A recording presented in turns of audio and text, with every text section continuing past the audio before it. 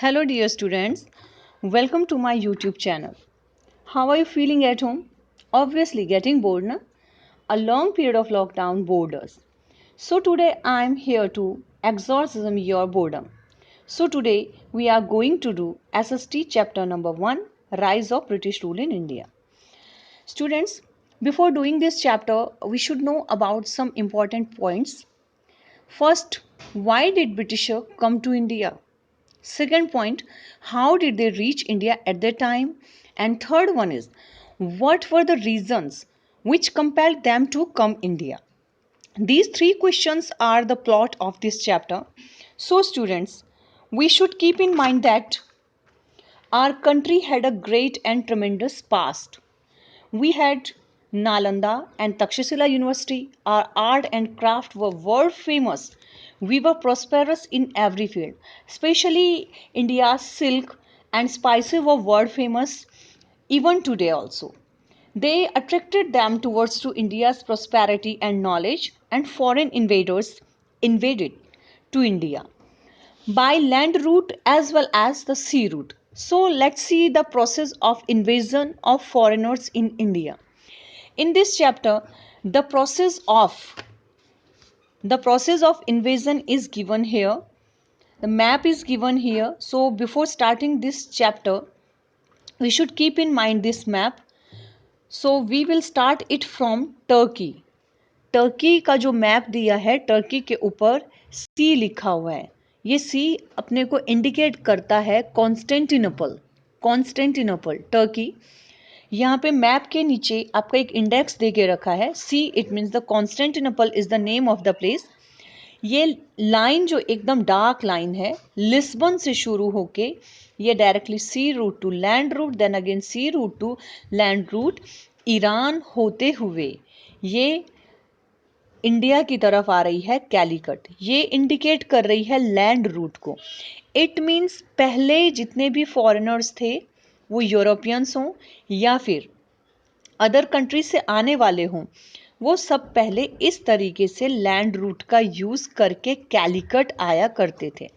But कुछ time के बाद जो टर्की थी, it was a Muslim country, तो इन लोगों ने यहाँ पे यूरोपियन का यहाँ से जो लैंड रूट है वो इंडिया तक आने का बंद कर दिया. आफ्टर दैट उनके सामने एक बहुत बड़ा एक प्रॉब्लम आ गया यूरोपियंस के सामने. अब उनका ट्रेड कैसे पॉसिबल होगा, उसके बाद की स्टोरी सब यहाँ पे दे रखी है. हमें ये स्टार्ट करना है अफ्रीका के मैप के just above Lisbon. Lisbon place का नेम दिया है Lisbon to the last point, south most point of the Cape of the Good Hope. ये अफ्रीका वाया पूरा डॉटेड जो लाइन ये देके रखी है. फिर ये कोची, कोची तक लैंड रूट सी रूट से सारे जितने भी यूरोपियंस थे वो लोग आए. बट एक सबसे बड़ा क्वेश्चन रेज होता है कि ये सी रूट की डिस्कवरी किसने की. तब के ज़माने में आज की तरह सैटेलाइट और रडार सिस्टम नहीं हुआ करता था, और ये सारी इवेंट्स जितने भी डिस्कवरीज हैं ये 14th सेंचुरी 15th सेंचुरी तक कंप्लीट हो चुकी थी.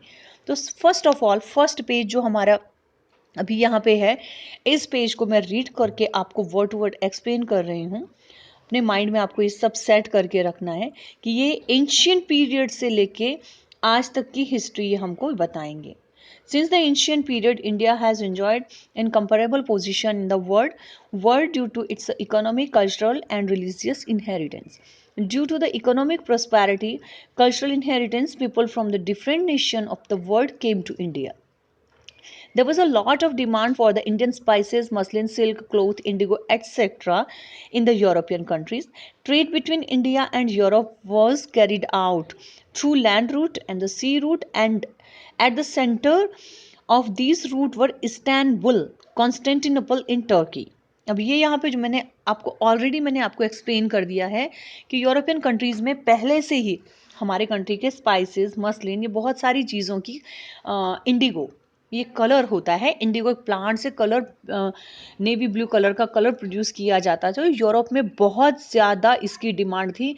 इंडिगो, इंडियन इंडिगो का कलर वहाँ पे नहीं होता, वहाँ इसकी एग्रीकल्चरल एक्टिविटीज़ भी नहीं हो सकती थी। तो उस ज़माने में चंपारण बिहार में इंडिगो की खेती की जाती थी। हमारे सिल्क क्लोथ हुए इंडिगो, तो ये सारे यूरोपियन कंट्रीज के साथ हमारा ट्रेड होता था। बट इस्तांबुल, कॉन्स्टेंटिनोपल, टर्की जो है, इसने वहाँ पे इनका रूट क्लोज कर दिया। अब उसके बाद यूरोपियन के सामने एक बहुत बड़ा प्रॉब्लम आ गया कि अब हम इंडिया कौन से रूट से जाएं। So after the conquest of Constantinople in 1453 AD by Turkish Muslims। यहाँ पे देखिए एसएसटी लर्न करने के लिए मोस्टली बच्चे एसएसटी को बहुत बोरिंग सब्जेक्ट मानते हैं। कुछ भी बोरिंग नहीं है, ये ह्यूमन हिस्ट्री है। ह्यूमन ने क्या किया है, हमारे फोरफादर्स ने क्या किया, हमारे एंसेस्टर्स ने क्या किया है। कॉन्स्टेंटिनोपल पे 1453 एडी में टर्किश मुस्लिम्स ने अपना उसको कनकर कर लिया। The sea route through Constantinople Istanbul was closed for Europeans. Since they could not without the spices, the European felt compelled to discover new sea routes. So an era of geographical discoveries began. यहाँ पे मैंने आपको already third point में बोला था कि क्या reasons थे, जिन रीजंस ने उनको कंपेल्ड किया, मजबूर किया इंडिया आने के लिए। स्पाइसेस, यूरोपियन को कंपेल्ड किया कि नया रूट तो ढूंढना ही पड़ेगा, अदरवाइज हमें स्पाइसेस कहाँ से मिलेंगे। अब इसमें विद मैप हमें इसका स्टडी करना पड़ेगा कि कौन सी कंट्री से ये लोग कहाँ के लिए निकले थे। Discovery of sea route to India with inspiration, encouragement, economic help from Portuguese King Prince Henry, some brave people began efforts to discover new sea route. Prince जो किंग प्रिंस हेनरी जो थे, वो कहाँ के किंग थे, Portugal के। उन्होंने कुछ ब्रेव पीपल को बोला कि मैं आपको अपना पूरा फाइनेंशियली सपोर्ट करता हूँ, आप न्यू सी रूट डिस्कवर करो इंडिया जाने के लिए। Many great man try to discover sea route to India, namely Bartholomeu Dias who discovered the Cape of Good Hope. सबसे पहले पर्सन आया बार्थलोमो जो डियाज था, वो पोर्चुगल से चला और वो अफ्रीका के सदर्न मोस्ट पॉइंट तक ही पहुंच पाया। तो यहाँ पे ये उसने नेम रखा, उसका प्लेस का नेम है Cape of the Good Hope, जो हमारे मैप में एकदम the southern most point of Africa हमको एकदम क्लियरली दिख रहा है। यहाँ तक की जर्नी इनकी कंप्लीट हो गई, यहाँ तक इनको पता चल गया। अब उसके बाद हुआ कि with the economic assistance from the king of Spain, पहले जो बार्सलोमो डियास थे वो पोर्चुगी किंग के हेल्प से Cape of the Good Hope तक पहुंचे। उसके बाद किंग ऑफ स्पेन के जो राजा थे Christopher Columbus began to adventure of discovering new sea route, which again came to stop as at an island presently known as West Indies, situated in Atlantic Ocean. दूसरा जो Christopher Columbus थे वो Spain से चले थे, Spain से अपने एक बहुत बड़े क्रू को लेके ये चले थे। इन्होंने ऑलमोस्ट मोर देन काफ़ी मंथ्स तक ये सी में रहे। तो इनके जो बाकी जो क्रू मेंबर्स थे, मोर देन 300 क्रू मेंबर्स को लेके ये निकले थे। वो रास्ते से ही वापस आ जाना चाहते थे, लेकिन कोलंबस जो थे एकदम बहुत ब्रेव एक पर्सन थे, उन्होंने बोला नहीं, मैं लैंड ढूंढ के रहूँगा। फाइनली उनको एक आइलैंड मिला, तो उन्होंने बोला कि मैंने आई डिस्कवर्ड इंडिया। एक्चुअली उन्होंने इंडिया डिस्कवर नहीं किया था। अब हम फिर से मैप पे आएंगे, देखिए पोर्चुगल से ये निकले, स्पेन के पास में है, वहाँ से ये जो अटलांटिक ओशन जहाँ पे लिखा है इसके ऊपर से ही ये एक्चुअली इनको ईस्ट की तरफ मुड़ना था, लेकिन ये मिस्टेक वाइज या इनके पास इतने इक्विपमेंट्स नहीं थे, साइंटिफिक डिस्कवरीज नहीं थी, ये मुड़ गए वेस्ट की तरफ, जस्ट जो हमारे मैप का कॉर्नर देके रखा है, तो उसकी तरफ मुड़े। तो काफ़ी साल उन्होंने बोला कि मैंने उसको सर्च कर लिया, इंडिया को सर्च किया, अटलांटिक ओशन में। Columbus who had believed throughout his life that he had discovered a new sea route to India had actually discovered a new land. Actually वो जो न्यू लैंड थी जो उन्होंने search की थी वो इंडिया नहीं थी, वो वेस्ट इंडीज था। Okay, had actually discovered. अब उसके बाद एक उससे वेस्ट इंडीज से थोड़ा और ऊपर की तरफ, अगर इसमें हमारा पूरा वर्ल्ड का मैप नहीं दे के रखा है, अगर हम थोड़ा सा नॉर्थ वेस्ट की तरफ चलेंगे तो हमारा वहाँ पे आता है अमेरिका। नॉर्थ अमेरिका और साउथ अमेरिका के बीच में अटलांटिक ओशन में जो एस शेप हमारी बनती है, एस अल्फ़ाबेट बनता है, Africa continent, America, north America and south America के बीच में जो ओशन है that is called the Atlantic ocean. उसकी आइडेंटिफिकेशन ही एस अल्फ़ाबेट से बनती है, कोई भी इजीली उसको अंडरस्टैंड कर सकता है। जहाँ पे एस का काव होता है वहीं पे नॉर्थ अमेरिका के जस्ट क्यूबा के पास में नीचे ओशन में एक आइलैंड ग्रुप है that is called the West Indies. अब उसके बाद और डिस्कवरीज हुई। Since there clarification was made by Amerigo Vespucci, the new land began to known as America। अब जब वो वेस्ट इंडीज पे पहुंचे तो उनको एक एक आइलैंड के ऊपर एक जगह दिखी, नई दुनिया, नई दुनिया। अब उसके बाद बहुत टाइम के बाद अमेरिगो वेस्पुक्सी वहां पहुंचे, उस जगह का नाम पड़ा अमेरिका। अमेरिका का नाम अमेरिगो के नेम पे पड़ा है। Is it clear? अब हम नेक्स्ट पैरा लेते हैं, the last one. The Portuguese sailor Vasco da Gama discovered the sea route to India 1498 AD। When he reached Calicut, the western coast of India, he was welcomed by the then King Zamorin। अब इसमें हमें learn सिर्फ इतना ही रखना है इस para में। Vasco da gamma discovered the sea route to India in 1498 and King Zamorin welcomed him in India. Thus this considered as an important event. The word this opened the door of the other Europeans come to India। अब एक बार एक person ने अगर root ढूंढ लिया तो फिर और लोगों के लिए भी वो डिस्कवरीज काफ़ी अच्छी हो जाती हैं, एक बेनिफिशियल हो जाती हैं। Now on next page, arrival of European to India, arrival of British and establishment of trade centres. अब ब्रिटिशर्स कैसे आए, ब्रिटिशर्स यूरोप से इंडिया कैसे आए? The Portuguese were the first arrive in India. देखिए इस पैराग्राफ में सबसे इंपॉर्टेंट पॉइंट, हार्ड कुछ भी नहीं है, आपको पॉइंट्स वाइज इसको लेके चलना है। सबसे पहले इंडिया आने वाले थे तो पोर्चुगी, जो जितने भी फॉरेनर्स आए, क्योंकि ये मॉडर्न हिस्ट्री का पार्ट ही हमको यहाँ पे दिखाया गया है, उसके पहले तो मुगल हिस्ट्री हम लोगों ने स्टडी ही नहीं किया है। This is the modern history, इसलिए हमें मॉडर्न हिस्ट्री के अकॉर्डिंग ही चलना पड़ेगा कि सबसे पहले यहाँ पे पोर्चुगीज आए। After the discovery of the sea route to India within a span of 100 years, the Portuguese took control several territories like Diu, Daman, Goa, Cochin, Malacca, etc। अब काफ़ी सालों तक बोल रहे हैं, हंड्रेड्स ऑफ ईयर्स का span दिया है, एग्जैक्ट डेट लाइन हमको यहाँ पे दी नहीं है। वो लोग दीव, दमन, गोवा, कोचिन एंड मलाक्का को इन्होंने अपने कैप्चर में लिए। Inspired by the Portuguese success the trade the Dutch from Holland. Holland के लोगों को डच बोलते हैं। सबसे पहले पोर्चुगीज आए, सेकंड नंबर पे डचेज आए हॉलैंड से, and the Danish from Denmark, third number पे डैनिश, डेनमार्क से डैनिश लोग आए। Arrive to India for trade, सब व्यापार करने के लिए आने लग गए। The English trader establish the East India Company to carry out trade in India 1600 AD। when Queen Elizabeth of England gave the permission to East India Company to carry trade the eastern countries, the first ship under the leadership of Captain William Hawkins arrived in सूरत। अब उसके बाद जब Denmark के लोग आ गए, उसके बाद ये धीरे धीरे करके इंग्लैंड वाले, ब्रिटेन इंग्लैंड वाले यहाँ, तब वहाँ 1600 AD में यहाँ पे उन्होंने अराइवल किया। तब के टाइम में इनकी क्वीन थी, क्वीन एलिजाबेथ ऑफ इंग्लैंड, उन्होंने कंपनी को परमिशन दे दिया कि आप ईस्टर्न कंट्रीज में कहीं भी जाओ, आपको ट्रेड करने की फ्रीडम है। तो ये यहाँ पे सबसे पहले जो ब्रिटिश जो एक लीडर यहाँ पे आए थे, कैप्टन विलियम हॉकिंस, सूरत आए थे। नेक्स्ट पॉइंट हमारा ये हो गया। But due to the dominance of the opposition of Portuguese, they were not allowed to establish their trade there.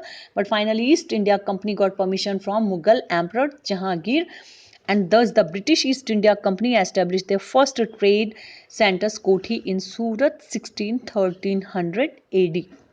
यहाँ पे जब ये लोग आए, हॉकिंस आए, तो उन्होंने देखा कि यहाँ पे तो पोर्चुगीज़ का ज़बरदस्त डोमिनेशन चल रहा है, उन्होंने इनको ट्रेड नहीं करने दिया। उसके बाद उन्होंने इंडिया के ही किंग, मुगल एम्परर जो थे जहांगीर, ये आपको माइंड में रखना है, जहांगीर ने इनको परमिशन दे दी ब्रिटिश ईस्ट इंडिया कंपनी को कि आप यहाँ पे ट्रेडिंग करो और अपनी कोठीज बनाओ। कोठी का मीनिंग होता है ऑफिसेज, सेंटर जो इनके थे। सबसे पहले देखो यहाँ पे इन्होंने मैप में इंडिकेट करके रखा है, जितने पिंक कलर के स्टार हमारे मैप में हमको दिखाई दे रहे हैं वहाँ पे सारी पोर्चुगीज कॉलोनीज थी। जितने भी triangle and purple, I think purple और ब्लू कलर के जो ट्रायंगल शेप दिख रहा है, ये एरियाज फ्रेंच कॉलोनीज यहाँ पे थी।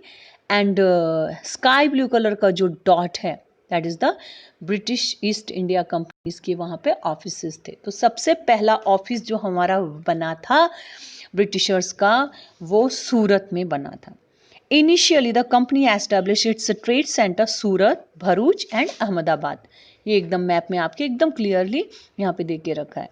But due to a strong presence of Marathas in this region, the company sensed danger to its existence and hence moved toward the south and east direction, where they set up their centers in Machilipattanam, Andhra Pradesh, St. George, Chennai, and Fort William, Kolkata. Mumbai became their headquarter in 1687 AD. अब यहाँ पे सम्राट नहीं बोलेंगे, जहांगीर जो शहंशाह, मुगल में शहंशाह बोला जाता है और हमारे हिंदूज में उसको सम्राट बोला जाता है। तो उन्होंने परमिशन दे दी। अब इंडिया में सूरत में घुस तो आए वो, लेकिन यहाँ पे हमारे अपने रीजनल किंग्स थे मराठास। इस रीजन में कंपनी को बड़ा खतरा लगा कि नहीं, मतलब ये नहीं हम सेट हो पाएंगे। उन्होंने सेट नहीं होने दिया, ये साउथ की तरफ चले गए। साउथ में कहाँ पे? मछलीपट्टनम, आंध्र प्रदेश। उसके बाद दिया है चेन्नई जो सेंट जॉर्ज है, मैप में एकदम क्लियरली दे के रखा है। फोर्ट विलियम कोलकाता यहाँ पे, एंड मुंबई, ये इनके हेडक्वार्टर्स बन गए 1687 AD तक। The French east India company arrived India for trade 1668, 87 में इन्होंने सेट किया। अब फिर से प्रीवियस हिस्ट्री में जा रहा है कि 1668 AD and eventually set up their trade centres Mahe, Karikal, Pondicherry, Chandranagar, Machilipatnam etcetera. French लोग भी यहाँ पे आए थे, तो इन्होंने ये सिटीज में अपने सेंटर्स एस्टैब्लिश किए थे। इन द 18th सेंचुरी, अब 16th के बाद 17th सेंचुरी, 18th की सीधे आई है। 18th, the English and the French were constantly busy establishing their rule in the entire world and conquering more territories between 1746 and 63. There were 3 Karnataka wars between the French East India Company and the British East India Company in India, which the French East India Company lost, thus making easy the expansion और British east India company. अब यहाँ पे जो यहाँ पे पहले French लोग आए थे, पोर्चुगीज आए थे, थर्ड नंबर पे, नेक्स्ट जो भी नंबर था, थर्ड नहीं कंक्लूड, इसको इंक्लूड करेंगे, सॉरी। तो यहाँ पे ये ब्रिटिशर्स जब आए थे तो इनको अपना रूल एस्टेब्लिश करने में टाइम लगा। फ्रेंच ऑलरेडी थे यहाँ पे बहुत सारे, इनके साथ क्लैश चलता रहा कि अब इन लोगों ने देखो कंस्टेंटली क्लियर दिया है कि फ्रेंच और इंग्लिश कंटिन्यूसली अपना रूल सेटअप करने के लिए यहाँ पे लगे रहे। बिटवीन 1746 से लेके 63 तक का जो टाइम इन्होंने लिया, यहाँ पे ये अपने आप को यहाँ पे पावरफुल बनाते रहे। अब जो ब्रिटिश ईस्ट इंडिया कंपनी थी उसके सामने फ्रेंच ईस्ट इंडिया कंपनी अपना बिजनेस उसका डाउन हो गया, और उसके बाद ब्रिटिश ईस्ट इंडिया कंपनी ने उसका फ़ायदा उठाते हुए अपना जो ट्रेड है यहाँ पे एक्सपांड किया। तो यहाँ पे फाइनली ये हुआ कि फ्रेंच कंपनीज को इंडिया से अपना बिजनेस वाइंड अप करना पड़ा।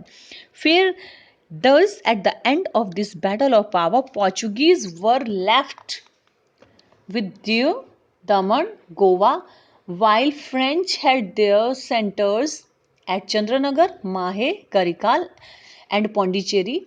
Meanwhile, the Dutch had to leave forever. Britishers के बाद जितने भी पहले के आए हुए थे, जैसे पोर्चुगीज हो गए, वो कहाँ चले गए? दीव और दमन चले गए, गोवा ऑल्सो। फ्रेंच लोग चंद्रनगर, माहे, कारिकाल एंड पौंडीचेरी चले गए, और जो डचेस थे वो तो यहाँ से अपना बिजनेस उठा के ही चले गए। मतलब यहाँ पे ब्रिटिशर्स के सामने किसी की नहीं चली। तो अब ब्रिटिशर्स इन लोगों को तो, बाकी यूरोपियंस को तो वन बाय वन इंडिया से भगा दिया और अपना बिजनेस यहाँ पे सेटअप एंड एक्सपांड कर दिया। अब इनका इंटरनल एक स्ट्रगल करना था ब्रिटिशर्स को भारत के राजाओं के साथ, हमारे इंडिया के किंग्स के साथ। अब वन बाय वन इनको किस तरीके से डिफीट किया, इन्होंने पावर से, अपनी कॉन्स्पिरेसी से हमारे देश को वन बाय वन कैसे टेरिटरीज ली और हमारे पूरे देश पे कैसे इन्होंने अपना रूल एक्सपांड किया और कैप्चर किया। तो आज के लिए ये वीडियो यहीं तक रखते हैं। इसके सेकंड पार्ट में हम battle of Plassey, Buxar and expansion of company rule करेंगे। तो आप लोगों को अगर मेरा ये वीडियो पसंद आया होगा, चैनल को लाइक करना, सब्सक्राइब करना। Till then, bye.